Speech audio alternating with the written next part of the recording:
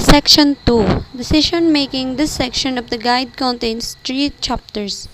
The focus of the section is decision making, a core theme throughout the course. Decision making is the key activity in the management of business organization, ranging from the daily decision related to operation in the workplace to the long-term decision which will affect the future direction of the business organization. In Chapter 3, the role of the manager will be considered, asking what managers actually do. It will be helpful to think about the managers that you know and what you think they do.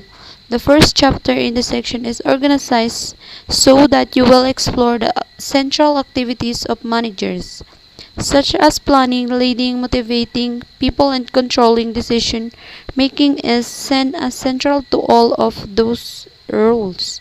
In Chapter 4, the focus is on strategic decision making, such as the long-term decision mission. Above, we will also consider change in the organization, which both result from decisions and demands further ones.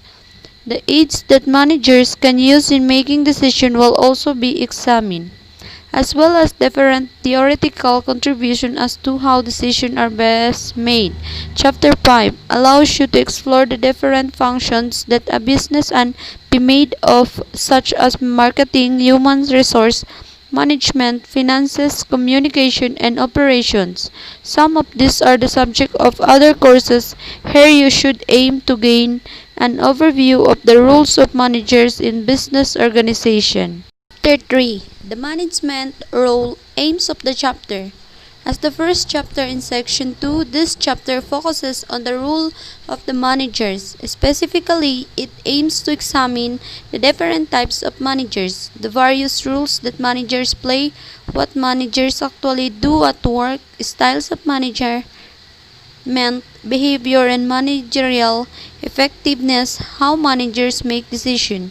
Learning outcomes. By the end of this chapter, and having completed the essential readings and activities, you should be able to identify factors that contribute to differences between types of management, the attributes, value in manager, and the expectation placed on the work of managers. Understand the limits of management behavior theories and appreciate the practical constraints that managers face in reality.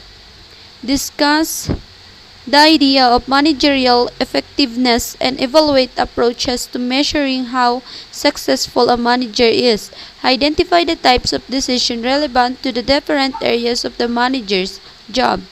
Essential reading. The reading for this chapter is taken from Mullins 2010, and as in last chapter, it is important for you to read this section when instructed to do by the site guide. Mullins LJ Management and Organizational Behavior, Essex Pearson Education Limited 2010, Chapter 7, Work Motivation and Job Satisfaction, page 252 to 64. The meaning of motivation up to and including Maslow's hierarchy of need theory, page 265 to 67. Herzberg's two-factor theory, page 268 to 71. Bloom's expectancy theory. Chapter 10, The Nature of Leadership, page 372 to 84. The meaning of the leadership up to and including contingency theories of leadership, page 386 to 87. Bloom and Newton contingency model, page 387 to 89. Path goal theory, page 391 to 95. Transformational leadership and inspirational and transformational leadership, page 397 to 402. The leader's relationship up to and including leadership's effectiveness, chapter 11. The role of the manager, page 442 to 48. The attributes and qualities of managers up to the end of chapter 11. Chapter 12, Managerial Behavior and Effectiveness, page 457 to 64. Managerial style up to including the managerial Leadership, grade page 467 to 77.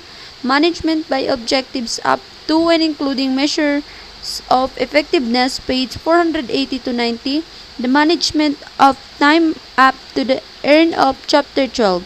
Chapter 14, Organizational Strategy, Ethics and Responsibilities, page 542 to 50. The importance of strategy up to and including strategy, opportunities and risks. Chapter 17, Organizational Control and Power, page 665 to 71. The controversial nature of control up to and including forms of control, page 673 to 691. Characteristic of an effective control system up to and including the concept of empowerment. Further reading. These readings will provide you with further details information if you are particularly interested in a subject. But again, do remember that they are not an essential part of the course, and so you should always do essential reading first. Body the management. An introduction, Harlow Fitch, Prentice Hall, 2008, Chapter 1, 6, 14, 15, and 19. The RL New Era of Management, Mason, Ohio, Southwestern St. Gage, 2008, Chapter 7, 18, and 19. Mullins, L.J., Management and Organizational Behavior, Essex, Pearson, Education Limited, 2010. Remaining section of chapter mentioned in the essential reading above, Hoxinski, A. and D. Buchanan, Organizational Behavior, an Introductory Text, London, Prentice Hall, 2006, Chapter 8 and 21, Mittsburg, H. The Nature of Managerial Work, Upper Saddle River, N.J. Prentice Hall, 1990. Introduction. In this chapter of the guide, we considered further the role of manager in an organizational. In other words, what role or roles do managers play? One more, we focus on business management. The first section looks very briefly at organizational goals and objectives, since for the manager, these come first. We look at them in greater detail in chapter 4 of this guide. The second section of the chapter looks at what managers do and what makes a good manager. The third section considers each of the main roles played by managers: making decisions, planning, providing leadership, motivating, and controlling. 3.1, Organizational Goals and Objectives. This section is purposely kept short. It is put here to remind us that the manager needs goals to work toward. How they go about achieving those goals is the subject of the rest of this chapter. This short note is a reminder that clear and achievable goals must come first. If a manager does not have goals, how can he or she hope to be effective? Activity 3.1, Reading. The essential reading for this section is Mullins, 2010, Chapter 14, Organizational Strategy, Ethics and Responsibilities, page 542 to 50. An alternative reading can be found in Body, 2008, Chapter 6, Planning, page 194 to 98. We look at goal setting in more detail in chapter 4 of this guide, so for now, read through this page quickly.